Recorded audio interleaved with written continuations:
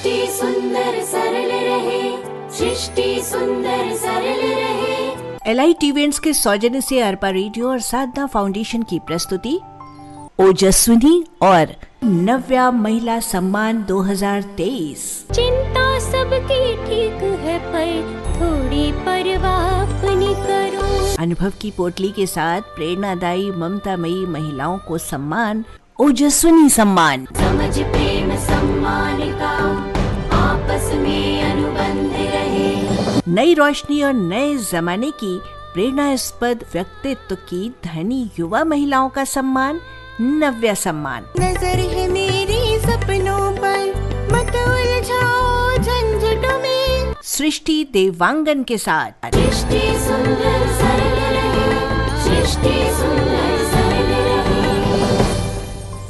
नमस्कार, मैं दिव्या शर्मा। आज महिला दिवस विशेष पर हम जुड़ रहे हैं छत्तीसगढ़ी अभिनेत्री सृष्टि देवांगन से, जिन्होंने एक मध्यम वर्गीय परिवार से उठकर अपना एक अलग ही नाम बनाया है। तो आइए हम उनसे कुछ बातचीत करते हैं और उस बातचीत के माध्यम से उनके बारे में और भी जानते हैं। Hello Srishti. Hello ma'am, thank you so much. पहली बात तो ये मौका देने के लिए, और बहुत अच्छा लग रहा है कि आज ऐसे मैं रेडियो पे आपसे बात कर पा रही हूँ, तो thank you so much. Welcome welcome. तो सृष्टि, आपसे एक सवाल करना चाहूंगी कि जब एक्टिंग फील्ड में आप प्रॉपर नहीं आई थी, छत्तीसगढ़ी इंडस्ट्री में आपने डेब्यू नहीं किया था, तो आप क्या करती थी? एक्चुअल में इस फील्ड पे आने का कभी प्लानिंग था ही नहीं। तो मैं जब इस फील्ड पे नहीं थी तो मैं पहले कथक डांस करती थी, और कथक में मैंने नेशनल इंटरनेशनल तक के मैंने लेवल्स अपने अचीव किए थे, और साथ ही मैंने इस पे कोर्स भी कर रखा था, और इस पे मैंने ग्रेजुएशन वगैरह भी किया हुआ है। इस कथक के वजह से ही मेरे सीजी इंडस्ट्री में मेरा डेब्यू हो पाया है। तो पहले से ही डांस फील्ड से मैं बिलोंग करती हूँ। तो सृष्टि, जैसे आप बता रही हैं कि आप इंटरनेशनल नेशनल परफॉर्म करी हैं, तो आप कौन कौन से जगहों पे परफॉर्म किए हैं? मैं नेशनल पे मैंने किया है पुणे, दिल्ली, और उसके बाद मैंने किया था उड़ीसा में और शिमला में, और उसके बाद मैंने इंटरनेशनल किया, तो इंटरनेशनल मैंने नेपाल में किया है। देन उसके बाद मैं इस पे डेब्यू कर गई थी छत्तीसगढ़ी इंडस्ट्री पे। कि छत्तीसगढ़ी इंडस्ट्री में आपको आने की प्रेरणा किससे मिली, या कैसे लगा आपको कि आपको सीजी इंडस्ट्री में डेब्यू करना चाहिए, उसमें एक्टिंग की तरफ बढ़ना चाहिए? एक्चुअली पहले से तो कोई प्लानिंग नहीं थी, बट हर मतलब जो बच्चे में होता है कैटरीना कैफ को लेके एक रुझान, वो वाली बात। तो मैं भी कैटरीना कैफ की बहुत बड़ी फैन थी, और बहुत शौक था कि मतलब मैं एक्टिंग फील्ड पे जाऊं, बट ऐसा कोई माहौल नहीं था घर में कि इस फील्ड पे आ जाऊं या एक्टिंग में जाऊं। तो पहले घर पे बोलना भी, मतलब जैसे बोल भी देती कि मैं इस फील्ड पे जाना चाहती हूँ, तो मेरे घर में भी ऐसे बोलते चलो ठीक है देखेंगे, ये वो टाइप से। फिर उसके बाद एक टाइम था जब टिकटॉक, आपको भी पता है कि टिकटॉक कितना नशे में चल रहा था, सभी ने बहुत बनाया है। तो वहीं से फिर मैंने स्टार्ट करा था, और टिकटॉक पे मेरे थोड़े अच्छे फॉलोअर्स थे। वहां से फिर उसके बाद मेरी पहचान हुई हमारे पड़ोसी मिस्टर विवेक चंद्रा जी से। एक्चुअली वो थे इस फील्ड से, मतलब इंडस्ट्री से, तो उन्होंने सजेस्ट करा कि मैं काम कर सकती हूँ और इस पे जाना चाहिए। तो वहां से मैं मिली अनुराग निर्मलकर जी से, उन्होंने मेरे कुछ फोटो शूट वगैरह किए थे, और उसके बाद में उन्होंने सजेस्ट किया अभिषेक सिंह सर को कि ये ऐसी ऐसी है, और उनको शायद उस टाइम पे जो मूवी बन रही थी, जो मेरी पहली मूवी है छत्तीसगढ़ पे, मैं दिया तैमूर बाती, के लिए उनको एक कैरेक्टर की तलाश भी थी, और वो चाह रहे थे कि थोड़ी ऐसी लुक में जो मासूम हो और थोड़ी सी गांव की भी लगे, ऐसे टाइप से कुछ ढूंढ रहे थे। तो उनको मेरा फेस भी जम गया, और फिर उनको ऐसा भी था कि आगे जाके थोड़ा नेगेटिव कैरेक्टर भी आना था, पहले पॉजिटिव भी होना था। तो उन्होंने जब सुना कि हाँ ये कथक डांसर है, तो उनको लगा कि हाँ एक्सप्रेशंस लाउड होंगे, तो वहां से मेरा सिलेक्शन हो गया, और ये एकदम लक बाई चांस था। मतलब मैंने कोई बहुत स्ट्रगल नहीं करा है इसके पीछे। स्ट्रगल नहीं किया है, और ये अच्छी बात है, क्योंकि सोसाइटी में जो भी वुमेन्स है, जैसे मैंने देखा है, या जैसे एक्टिंग फील्ड में जाने के लिए ज्यादातर ये होता है कि या तो घर वाले होते हैं कि थोड़ा मना होता है, या फैशन फील्ड में मत जाओ, बहुत सारे कुछ रुकावटें आती हैं। कठिनाइयां आती है, तो वो चीजें आपको ज्यादा फेस नहीं करनी पड़ी हैं। हाँ हाँ, ऐसा कुछ मेरे साथ उतना ज्यादा नहीं हुआ, और जो थोड़ा बहुत रहता है वो तो हर जगह सुनने में तो आता ही है। आपको भी पता ही है कि कहीं ना कोई एक ऐसा होता ही है जो बोल ही देते हैं कि अरे इसके बजाय तो ये कर लेती। मेरे घर पे भी ऐसा था, क्योंकि इससे पहले मैं इस फील्ड में जब मैं नहीं थी तो उससे पहले मैं जॉब भी करती थी। मैंने टीचिंग किया हुआ है, डांस टीचर के रूप में। तो मैं उस टाइम पे जॉब में थी, और उसके बाद में फिर मेरा अचानक इस फील्ड पे आना, मतलब मम्मी पापा को उतना खास पसंद नहीं आया था। और मेरा स्ट्रगल एक हिसाब से बोल सकते हैं कि जो लॉकडाउन था वो मेरे लिए स्ट्रगल था, क्योंकि मैंने शूट स्टार्ट कर दिया था, 2 मूवी मैंने कर लिया था, और उसके बाद में लॉकडाउन आ गया।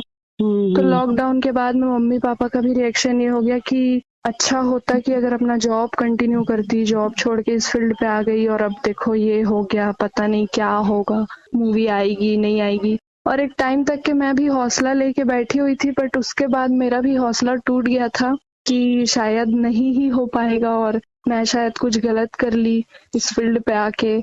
बट ठीक है, जैसे जैसे लॉकडाउन हटा और मूवी रिलीज हुई, उसके बाद रिस्पॉन्स बहुत अच्छा मिला, तो वो मेरे लिए बहुत अच्छा रहा। और हाँ, तो कहीं ना कहीं आपको भी ये चीज स्ट्रगल फेस करना ही पड़ा है, जैसा भी रहे पर। हाँ, और लॉकडाउन के समय में तो ज्यादातर तो सभी को ही स्ट्रगल ये सभी के लिए पड़ी है। आप अगर एक्टिंग नहीं करती तो आप क्या करती?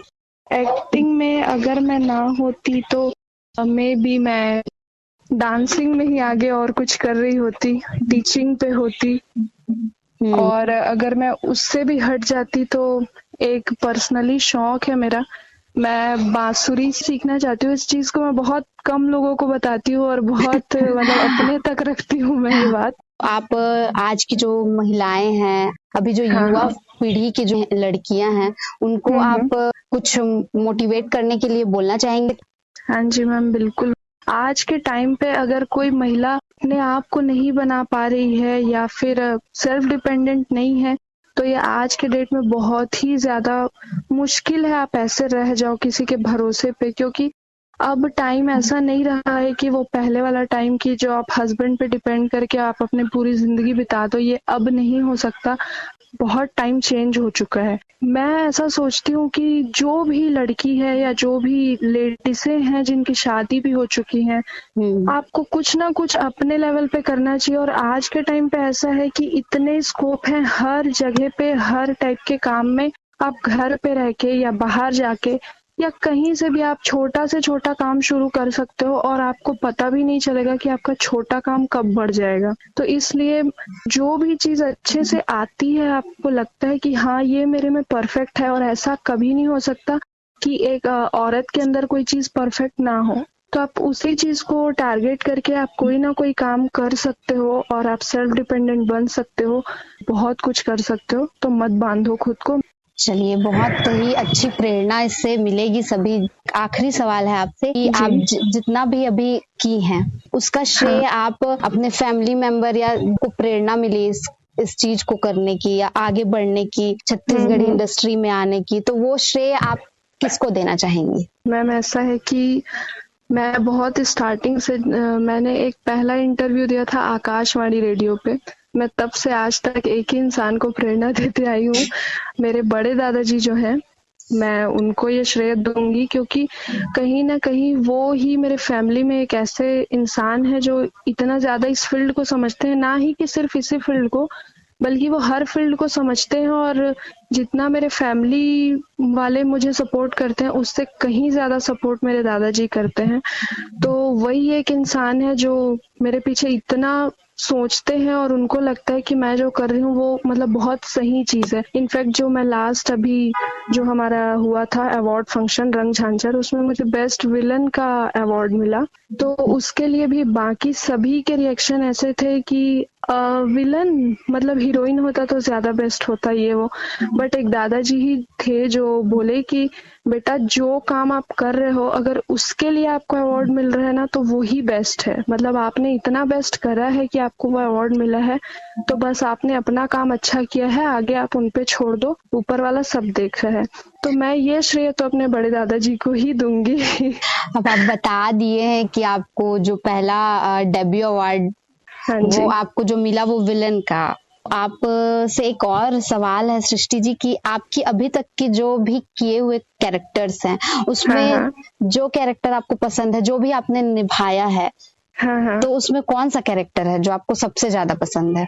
मेरा वही कैरेक्टर ही मुझे सबसे ज्यादा पसंद है जिसके लिए मैंने अवार्ड लाया है। जिसके लिए आपको डेब्यू अवार्ड मिला है। जी, तो ये मेरा था मिस्टर मजनू में, जो सेकंड लीड कैरेक्टर मैंने किया था। उसमें भी एक्चुअल में ऐसा था कि पहले एक नॉर्मल सी लड़की है जो लड़के को पसंद करती है, बट जब बाद में वो लड़का उसका नहीं होता और किसी और को मिल जाता है, तो जो एक लड़की मतलब नॉर्मल से इतना हार्ड हो सकती है, जो इतना क्रूर बन सकती है किसी के लिए, वो एक कैरेक्टर को निभाना मतलब मेरे लिए बहुत अच्छा था। और मुझे तो नहीं लगता कि आप ऐसे पर्सनली ऐसी हैं, किसी को भी नहीं लगता है। तो वो चीज सच में ही आपके लिए थोड़ा तो डिफिकल्ट हुआ होगा।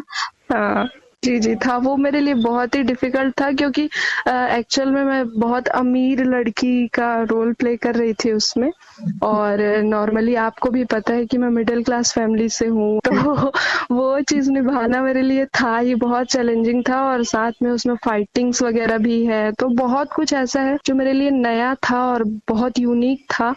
तो वो चीज मैंने किया है, तो वो बहुत अच्छा रहा और बहुत पसंद आया वो कैरेक्टर, तो वो ही मेरा फेवरेट कैरेक्टर है अभी तक। बधाई हो आपको इस डेब्यू अवार्ड के लिए, और आपकी आगामी जो भी फिल्में हैं या जो भी फिल्में आएंगी, जो भी एल्बम्स आएंगे आपके, उसके लिए आपको तहे दिल से हार्दिक शुभकामनाएं और धन्यवाद कि आपने अर्पा रेडियो को आपने इतना समय दिया और हमारे बीच आई, उसके लिए thank you so much ma'am, thank you. और थैंक यू अर्पा रेडियो को भी, क्योंकि इतना हम लोगों को भी मौका नहीं मिल पाता है कि लोगों के बीच आ पाए, तो आप लोग इतना अच्छा एक प्रोग्राम लेकर आए हैं जिसके जरिए हम लोग इतने लोगों से जुड़ पा रहे हैं, जो भी आपके श्रोता है वो हमको सुन पा रहे हैं, तो इसके लिए थैंक यू अर्पा रेडियो को, और दिव्या मैम आपको भी। औरत होना ही काफी है एक मंच में आने को, तोड़े रूढ़ की साजिशें जो रची हमें लड़वाने को, संग शर्म के बुद्धि साहस भी हिस्से श्रृंगार के, असर हमारे मुखर मौन में भर जाए हुंकार के, भर जाए हुंकार के। आप सुन रहे हैं बिलासपुर छत्तीसगढ़ का अर्पा कम्युनिटी रेडियो 90.8 मेगाहर्ट्ज पर। सृष्टि सुंदर